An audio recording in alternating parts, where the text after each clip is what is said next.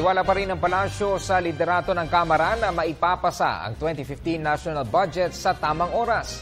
Sinabi ito ni Presidential Spokesperson Edwin Lasierda sa harap ng banta ni Navotas City Representative Toby Chanco na iho-hostage ang quorum ng mataas na kapulungan.